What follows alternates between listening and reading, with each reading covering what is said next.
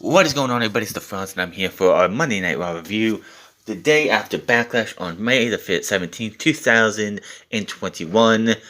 We have ourselves a pay-per-view coming up in 5 weeks called Hell in a Cell. You wouldn't know that tonight because not a single mention of the show, and not a single fucking... It didn't feel like anything was built towards Hell in a Cell tonight. Nothing. Well, Damien Priest had another lumberjack match, this time against Morrison, who apparently is alive, well, and did not get eaten by zombies. I don't know what the fuck happened to him. Nothing from The Miz, so apparently he was eaten by zombies and is now dead. At least that's what it sounds like. Also, Bobby Lashley has an open challenge, but who would answer that challenge? And WWE with the good old-fashioned bait and switch. We'll get to that when we do. So, we open the show up, and we see Bobby Lashley coming in with a bunch of beautiful women, a bunch of hoes, probably from the local strip club, so we're not even going to get to that. We go to the ring, and MVP brings Lashley out. They don't get much words in before MVP starts making, he's going to issue an open challenge to anybody in the back. When Drew McIntyre, surprise, surprise, surprise, comes out, he wants to accept the challenge because he, along with everyone else, figured it's a WWE Championship match. And of course, MVP is like, it's an open challenge for anybody not named Braun Strowman or Drew McIntyre. Bobby Lashley swings at Drew McIntyre. McIntyre ducks, punches him once. He leaves the ring, and that was that. So, later on, we are going to have a WWE... Okay, they advertised this for 3 hours. A WWE Championship Open Challenge. For 3 hours, we were told that it's going to be an open challenge for the WWE Championship. And I don't even have to tell you what the fucking bait and switch was when we got to that match later in the night.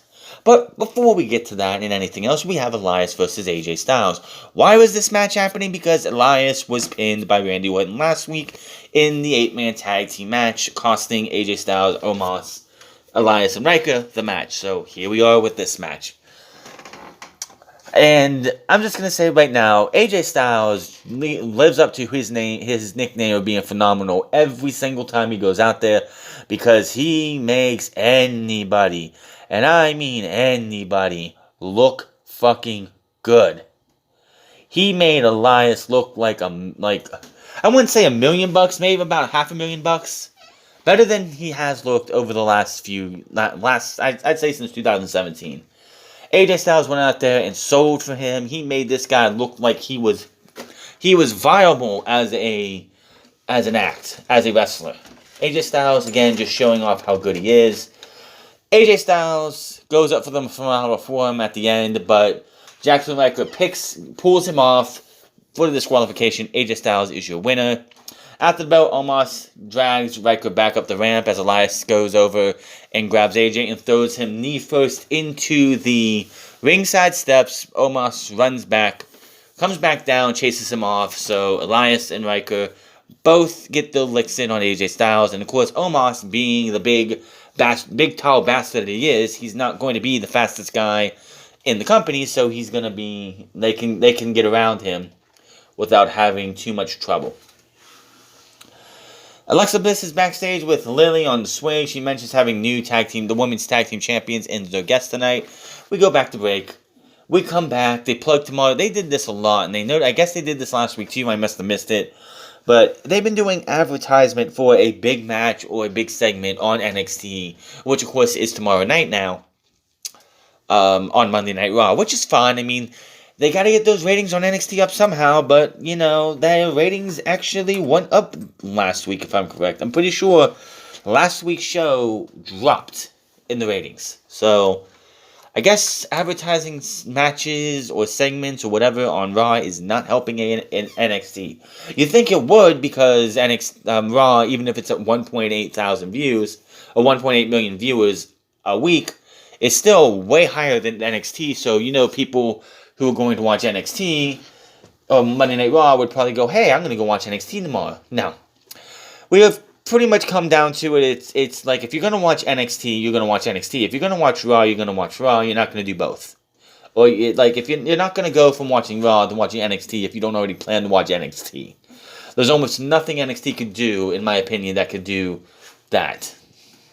We get a look at what happened last week, the 8-man tag match, again, because Kofi, Kingston, and Xavier Woods both ate RKOs. Riddle's backstage now, and Orton walks in on them talking. He was told to be there so Adam Pearce could speak. Pearce was not there, and this was just a ruse by Riddle. Riddle says they had such a good time last week, and even though it ended in bad terms, they could make a four-way group, and Orton could apologize for what he did. Orton says that's not going to happen because he's not sorry. Kofi warns Riddle he will end up on the receiving end of an RKO if he's not careful. Kofi and Orton have words for and Kofi challenges him to a match. It's on for later. Kofi and Woods walk off. Riddle goes to speak to Orton, but Orton hushes him, and Orton walks off. I'm okay with the OK Bro stuff, but it's just like I don't care for Matt Riddle on the mic. He honestly sounds like somebody who is fucking high. I know he is into the Mary Jane, the marijuana, whatever else kind of names you go with. But, dude, just, no. Not for me, man. Not for me at all. So, we see Alexa Bliss backstage I did not even give a shit about this. She's talking crazy. I really didn't even pay attention. All I know is that we're getting a women's tag team title rematch later in the night. Angel Garza versus Drew Gulak, which Drew Gulak and Angel Garza both got entrances this week, so yay! That's a step up from the last time these two had a match. Yay! Nobody fucking cares. Gulak gets beat by Angel Garza in about 3 minutes, if that. One-sided affair. Maybe it was like 2.5 minutes. I could be wrong. Takes the rose, breaks off the stem, stuffs it in his mouth like he said he was going to do. Guarantee you that is the only reason these two had matches on TV. Angel Garza went to Vince McMahon and is like, I have a really good fucking idea. A really good idea for you. How about I wrestle Drew Gulak, and when I'm done, when I beat him, I'll take the rose I carry and stuff it down his pants and kick him. Oh, that's a good idea. That match is happening. 2 weeks later, hey, Vince, let's do it again. But this time, I'll shove the rose down his throat. Ha ha ha ha, that's a good idea. That's such good shit. Guarantee that is exactly why this has happened. Guarantee it. You can't convince me otherwise. And then look, something that wasn't missed for the last, I don't know when was the last time we saw R-Truth, actually. Can anyone remind me when the last time we saw R-Truth? Because it has been a long... I think it was before WrestleMania, actually. But Kevin Patrick is trying to interview him. He doesn't recognize him and thought he was hiding from a superstar. Truth says he keeps his low profile because he's heard that there was an open challenge for his title. Patrick informs him the open challenge for the WWE title. Truth goes on until Akira Tozawa rolls him up and wins the championship. I really don't care. But yeah, when was the last time we saw R-Truth? Like... I think it was the last time he won the 24/7 title. Was the last time we saw him, and yeah, let me see something here. I think this was the longest reign of anybody, actually. They were up to 448. April 19th it aired. April 19th, 2021, in the Tropicana Field, title change shown on USA channel. We don't know when it actually took place. Okay, so March 21st was the last time he was actually on television. March 21st. During that advertisement for Old Spice. But before that, it was March 15th. So the week beforehand. So, yeah. We hadn't seen R-Truth on television, on an actual TV show, since he got the championship from Bad Bunny for a bunch of Stone Cold Steve Austin memorabilia.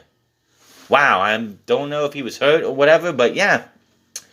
But, yeah, I really don't care about this stuff, but okay. R-Truth held the championship for 415 days. He held it for 52 days, or 28 days, or whatever the fuck it is. Who really knows? Who really cares? It's the absolute worst. I wish they would retire the damn thing. I guess it gives R-Truth something to do, but I don't even know. So, moving on.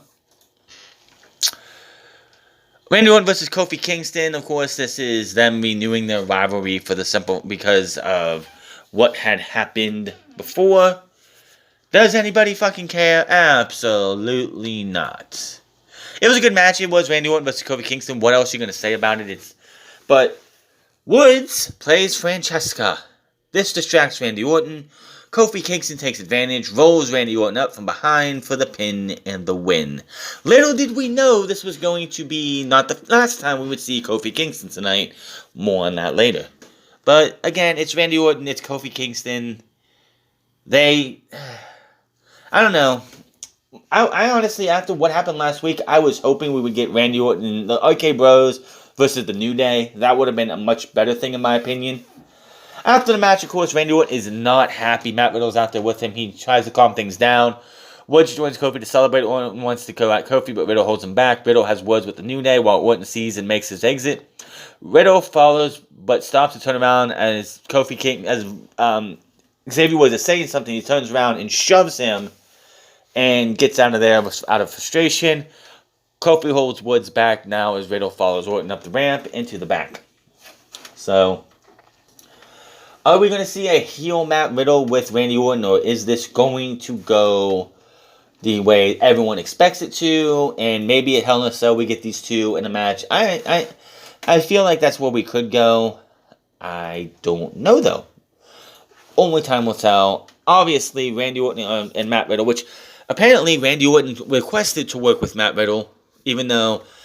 Because, honestly, if you think about it, he did cut that promo when Drew McIntyre won the number one contendership in that triple threat match, and said that whoever wins the championship match at Backlash, he was going to go after him afterwards. And apparently that's not going to happen because, let's see, Randy Orton's a heel, Bobby Lashley's a heel. It wouldn't make any sense. Then we go to the back, where we have Naomi, Lana, Mandy Rose, and Dana Brooke bitching, whining, moaning, and complaining about the fact that there is a tag team title rematch and asking, why are Shayna Baszler and Nia Jax getting a rematch already? Duh! Because that's what happens majority of the time in WWE. I know. In 2018, I think it was, Shane McMahon said, tag team title rematches are antiquated. They don't need to happen anymore. Well, that lasted all about maybe, I think, a month. And then we started seeing them again. Then the Sharbot 9000 walks in and says that they've all had opportunities and they blew them, so they need to get in the back of the line. Sonya Deville says after tonight's match, they will figure out who gets the next. And then, of course, Sharbot 9000 says she should be getting a one-on-one match for the Raw Women's Championship, not a triple threat match. Pierce understands her disappointment about last night and asks why should she get a single shot. Because I wasn't pinned. Which, to be fair, we all knew that was where this was going. We all knew. The minute that Charlotte was not pinned, the Sharbot was not pinned at WrestleMania Backlash, she was going to come in the very next week. And she was going to, the very next night, and be like, I should be number one contender, and I should get the next title shot, and I wasn't pinned, wah. And that's exactly what they're doing. But, Sonya Deville said, it's not all up to me. Tonight, you're going to have to defeat Asuka, and then, maybe we will talk about you getting another title shot. That shouldn't be a problem. Rhea Ripley walks in and says she'll be watching Asuka vs. Flair at ringside, just in case the Queen falls from her throne. As she walks off, the villain piece looked a little surprised, and that is that. Nia Jax and Shayna Baszler vs. Natalya and Tamina Snuka for I keep wanting to say SmackDown Women's Tag Team titles. I don't know why. But the Women's Tag Team titles. Basically, it was nothing special. You have Shayna Baszler in the ring. And what do you think Shayna Baszler is good at doing in these matches? That's right, losing. We do see Alexa Bliss on stage with Lily. I missed that. I must have not looked when it happened. Baszler applies the character to a clutch, but the ring explodes. And Tamina breaks the clutch. The explosion sent Reginald flying off the ring steps because for whatever reason he was on the ring steps. This leads to Natalya tagging in. They hit the heart attack. 1, 2, 3. And Natalya and Tamina retain the championships. And all we hear is Lily laughing. And laughing. And laughing. And I'm like, Natalya, Tamina, you might want to stay on SmackDown for the foreseeable future. What you want to bet that Alexa Bliss and Lily are going to be your next women's tag team champions? Like, yeah, I totally see this being a thing. They had a 10-year-old win the Raw tag team titles. Why wouldn't they have a doll? Just saying. You know, there was a time I was saying on here that Alexa Bliss was the best thing going on Raw, and it wasn't even close. Yep, they kind of just took a shit all over that in the last 4 months. It's gone from bad to worse to worse to worse to unwatchable. Alexa Bliss' best stuff was when she was working with The Fiend, which, by the way, where the fuck is The Fiend? Where is Bray Wyatt? Why hasn't he been seen since WrestleMania? Oh, that's right, Randy Orton said he will never see him again, but this is WWE. What's The Fiend? Who is Bray Wyatt's next victim? Because apparently Randy Orton was not it. I don't know, but Alexa Bliss doing this whole Lily thing, either one or two things is going to happen. Either she's going to be Lily, or when she has a match again, they'll do like Lily's The Fiend to her, where she can be Alexa Bliss that we see her now, and then later on she'll be dressed up in some stupid-ass fucking attire to play Lily, or it's going to be Alexa Bliss and Lily winning the tag team titles. That's all I got to say about that. Back from break when we have United States Champion Sheamus taking on Ricochet. Sheamus is in the ring. He is furious. He knows that Ricochet was the one to steal his hat and coat. Of course, Ricochet's in the back. Sarah Schreiber asked him about that. He said, obviously everyone saw me ninja throw him at him before I left the ring, but I was in the locker room earlier and just, hold on. Grabs the jacket, grabs the hat, and starts saying he feels like Ernest Miller, and I'm like, yeah. And then he does a poor attempt at an Irish accent, which of course you know is going to piss Sheamus off more than anything. He comes to the ring. These two have what was a goddamn good match, showing that Ricochet should be used for more than just a good match here and there. The last time Ricochet had a match like this on Monday Night Raw, it was that barn burner he had against Mustafa Ali, if I'm correct, right? And that was what? December? This is May. I know him and Mustafa Ali have been having their matches on Main Event, but who the fuck watches Main Event? The only people who watch Main Event are probably the people in the back, and that's it. Nobody gives a damn about Main Event. I know they want you. I know Ricochet and Mustafa Ali want people to watch Main Event, but why would I want to watch Main Event? I don't even know. So, yeah, they have a damn good match. Obviously, there was a clear botch at the end because you had a springboard. It looked like a moonsault by Ricochet hitting, and Sheamus hits a bro kick. It was a weak one, but he hit him. Goes for the pin. 1, 2. Ref clearly hit 3. Somehow, Ricochet kicked out, even though he really didn't. Sheamus grabs him and just yells at him. He ad-libbed. He's like, "You just stay down, you fella. You ain't better. You ain't on my level." Ricochet slaps the taste out of his mouth. Right back up comes Sheamus with the big rail kick. Definitely, he's not getting up this time. 1, 2, 3. Ricochet's down outside. Now Sheamus takes the mic and brags about the wins. Also tells WWE Champion Bobby Lashley that, you know, I got one title on this shoulder, but this other one's getting kind of lonely. I want that to, I might just stop by to answer that challenge later tonight. T-Bar and Mace are backstage. They cut a promo on Bobby Lashley's opening, mentioning how Lashley's previous needs to pay the debt that He owes them for them helping him out. But now they wonder which one of them ends his legacy. It'll be the simple flip of a coin. What a bad night for Lashley's title reign, because it would be gone. And I'm like, you had a good promo up until that final line. Come on, mate, T-Bar. I mean, T-Bar. Shit. Asuka versus Charlotte Flair. I don't need to see this match we saw, I don't know, 3 weeks ago, was it? 4 weeks ago? You know, when Charlotte Flair lost thanks to outside interference that the referee didn't see. And, yeah, it just wasn't that. It was a match. Charlotte Flair, of course, won't sell for shit.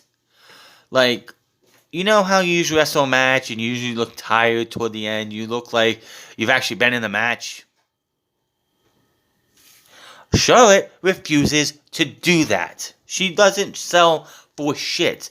Charlotte Flair wants to sabotage this entire... She wants people to sell for her and make her look good, but when someone else when she needs to sell for somebody and make them look good, no, she can't fucking do that. I mean, you don't have to make sure Asuka look good. We all know how good Asuka is. Of course, she carried the fucking match because Charlotte refused to sell. Until the Charlotte is out of here. I don't want to see any of her matches. I don't want to hear anyone say, how great she is. No.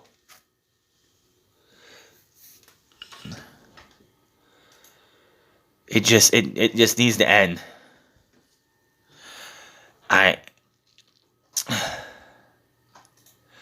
I'm so tired of Charlotte getting her way. I'm so tired of this woman bitching, moaning on TV. I didn't get beat last night, so I technically should be getting a title match one-on-one. Listen, you stupid cunt bitch. When you lose, even if you don't get pinned in a triple threat match, fatal 4-way, multi-person match, if you didn't get the win, guess what? You fucking lost. Hey, remember how 2 weeks ago on AEW's Wednesday night show, how they had a fatal 4-way and SCU was in it, and the ref and the commentators the entire show were, if SCU doesn't pick up the win, even if they're not pinned, that's it for them, because they would have lost the match. Guess what, Charlotte? You lost. You didn't get pinned. You didn't get the pin. Guess what? You fucking lost. You do not deserve another championship match. Get to the back of the line, you selfish bitch. I'm so sick of her. So, Charlotte ends up getting rolled up in this match. Ripley gets on the apron and Flair knocks her off with a kick. Asuka tries to put her away, but she can't. Charlotte goes for the figure four, but Asuka counters and rolls her up for the 1, 2, 3. Asuka gets the win. Rolls the floor to recover. Ripley is at ringside, now laughing at Flair, who is furious at ringside. We go to replays. Ripley raises the title, taunting Flair. Asuka is all smiles on the other side of the ring. Now she'll cry and complain. Her programming to bitch and moan about not getting her way is going to come out, and you know it's going to happen. You know that this bitch is going to bitch and moan and whine and complain about, it's not fair, I should have won the match, but Ray got involved, I deserve a title match, where? That's where we're going. It's going to happen next week. She's going to bitch and moan, whine and complain until she gets her way. And I'm sick and tired of it. Everybody's sick and tired of it. She needs to go away. You know, the last time, she had that time off between this time and WrestleMania, no one gave a shit. Nobody gave a shit. Plain and simple. And that's all there is to it. So, yeah. That's all you gotta say about that. I just hope, really, really fucking hope, that Charlotte goes away for a bit. She really needs to go back down to the Performance Center and learn how to sell for other people, because she is shit at it. And we see John Morrison walking backstage. He's fine. There's no bite marks. There's no thing. Kevin Patrick starts and asks, even attempt to explain what happened with the lumberjack match between Miz and Damien Priest. Morrison says when he tries to explain what happened to Miz, it feels like someone is picking at his brain, like something is rotting inside. He doesn't think the Lumberjacks have visited a dentist or washed in some time. He says Miz might not be the same, and he's dedicating tonight's match. He loves Miz wherever he is, and he walks off. He actually looks up he looks up as if he's talking to the heavens. And I lost it. So, you had the Lumberjack match last night to end this feud. Damien Priest, since he's been on the main roster, has wrestled 3 people. The Miz, 4 people. The Miz, John Morrison, Elias, and Jackson Ryker. Damien Priest made his debut on the main roster at the Royal Rumble 5 months ago. And he's still wrestling John Morrison or The Miz in stupid fucking lumberjack matches. By the way, what the fuck was Nikki Cross doing out there in the lumberjack match? She was out there, you had the Viking Raiders on one side of her, you had Titus O'Neil on the other side, and she looked like she was the happiest person in the fucking world. She had the biggest smile on her face that she actually was being used for some reason. I don't even know if she was supposed to be out there. She didn't do anything. Except, just walk with everybody else when they were coming to do, to get the heel guys to put Damien Priest back into the ring. Yeah, that was so fucking annoying. It's like, what the hell is this woman doing out here? Just, holy shit, that was fucking weird. It's like, what the hell is she doing here? What does she have to do? I don't get it.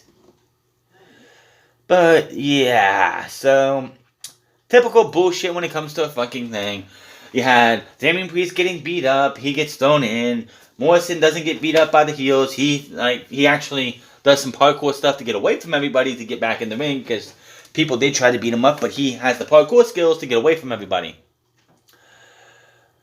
Now, there was a superplex by Damien Priest to John Morrison to the outside on everybody. Everybody was down except for Nikki Cross and the Viking Raiders because they were fucking smart and knew this is going to make them look stupid. Priest finally hits the Hurricane Run on the top, then hits the lights out for the 1-2-3. After the match, he stands tall. Sarah Schreiber speaks some in Spanish and dismisses Morrison and says, "Those two are now in the past." He teases he might be the one to answer Bobby Lashley's open challenge. Which, nope, he wasn't. We see Bobby Lashley getting hyped for the match coming up. We get a promo for Bronson Reed, tomorrow's steel cage match. We get another Eva Marie bullshit, don't really care. Shelton Benjamin was backstage. He talks about how maybe he'll be the one to answer the challenge. Cedric shows up. He doesn't want to waste time on him. He wants to talk about answering Bobby Lashley's challenge. Cedric says Shelton got a fluke win over him last week and now thinks he can challenge Lashley. He goes on and says Shelton will always be worthless. Shelton drops him with a big shot to the mouth. He walks off while Cedric touches his jaw and looks like the biggest fucking geek. So we show the opening show segment with Drew McIntyre MVP and Bobby Lashley, and here comes the open challenge. Who is it gonna be? Who's gonna step up to the almighty? It's none other than Kofi Kingston, who thought he was getting a WWE Championship. But right before the bell was to ring, of course, what did MVP say? Oh, well, this isn't a WWE Championship match. I never said it was a WWE Championship match. Bobby never said it was a WWE Championship match. Adam Pearce said it was never said it isn't out here to say it's a WWE Championship match. So it's in Kofi, you're not worthy of a WWE Championship match. So good luck to you in your endeavors. And I'm like, the fucking bait and switch. Just so you know, the last 2 episodes of Monday Night Raw, I stopped watching right before the main event because we've seen it time and time again. This was not one of those times because we hadn't seen this match. And if we haven't, it's been a good while. So I stuck around to see what was going on, what was going to happen with this match. It was a good match, I will say that, but of course, how do you think this was going to go? You think Bobby Lashley was going to win? On a normal episode of Monday Night, on a different show, he would have won. Easily. Would have beat him out. Because, Randy Orton had to take the fall to Kofi Kingston. And now, here we are again. Kofi Kingston wrestling a match against Bobby Lashley. But now, what happened? Oh, the match comes to an end where, Xavier Woods played Francesca, allowing Kofi Kingston to get back into the match. MVP was not happy about this, so MVP got, the referee was throwing Xavier Woods out. Xavier has the referee distracted. He's arguing, I don't want to be thrown out, blah, blah, blah, whatever. Kofi was on the ropes, and MVP was going to strike him. Drew McIntyre shows up, grabs the cane. Bobby Lashley let's go with Kofi. Kofi Kingston rolls back into the ring. Bobby Lashley wants to go swipe at Drew McIntyre. Drew McIntyre actually hits him in the chest, allowing Kofi to roll him up and get the 1, 2, 3. Now, I've seen a lot of fucking idiots on social media complaining the fact that a champion lost tonight. Now, usually, I would be right there with you. What the fuck is a champion doing losing to a non-title match? It happens way too many times. But, this time, he actually lost. Not because of clean. That's like when Shayna Baszler when she was the tag team champion. How many times did Shayna Baszler take a clean pinfall loss? All the goddamn time. All the time.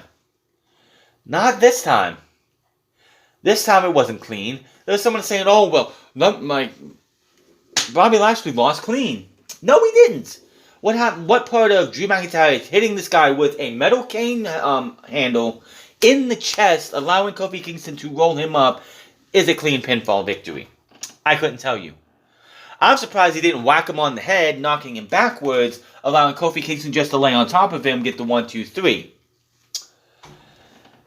But, one of the biggest things going into this episode of Monday Night Raw was that the script was not finalized at 5:30. That was the last time any news came out about it, is that the script was not finalized by 5:30. WWE's got this big fucking problem, and I don't know why this is a big fucking problem, that they cannot, for whatever the life of me can't understand, why they cannot get this shit finalized at all. Raw, it's not that much of a thing with SmackDown, but Monday Night Raw does seem this. It's been like this for at least 2 years now. We always hear about rewrites happening over and over and over again, and it happens again tonight. You had a pay-per-view happen last night. You had 3 matches, I believe, from Monday Night Raw, 3 from SmackDown. You should have had the 3 matches you had and what you were going to do the very next night. Already mapped out, done, written in pen, not going to be rewritten. Pretty much carved in stone or something. But no, rewrites after rewrites. Hell, they didn't know who was going to close the show, which is kind of fucking funny that they didn't know who was going to close the show on Monday at Backlash last night, when we all knew, well, we as fans knew that 9 times out of 10 it's going to be Roman Reigns. If Roman Reigns is on the card in a championship match, he's closing the fucking show. Or not in a championship match. I mean, Samoa Joe versus him. Remember that? But they didn't know before. What the hell? What the hell are you doing? This company, with rewrite after rewrite after rewrite, it doesn't make any sense. How this company continues to do any good business. Of course, we all should know this by now, and I don't know if anyone else does. This company doesn't care about quality. It's only about content. They can go out there and have a 3-hour episode of Monday Night Raw that's nothing but the WWE superstars playing tag, and Vince McMahon doesn't care because he's making the money. They could have a gauntlet match start Monday Night Raw and go 3 fucking hours, and Vince McMahon doesn't care because he's just making content for the WWE Network.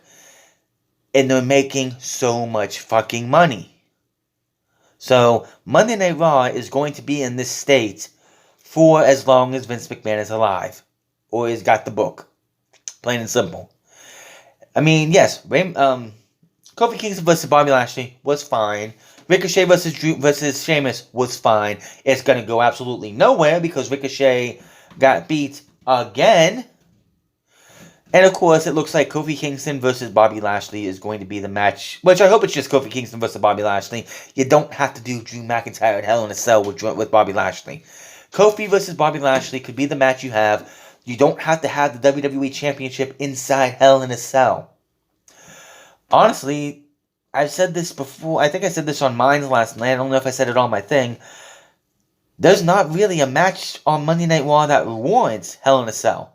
The only reason it feels like they're doing Hell in a Cell is they might do the women's match inside Hell in a Cell for all I know. Because the only match it feels like they're going to do in Hell in a Cell is Roman Reigns versus Jimmy Uso. And after that, Jimmy's going to fall in line. And Jimmy and Jay are going to reform the Usos. And they're going to go on to fight the Mysterios at SummerSlam for the SmackDown Tag Team Championships. And that's going to be a fire fucking match. But yeah, Monday Night Raw just trugging along. And it doesn't seem to have any care in the fucking world.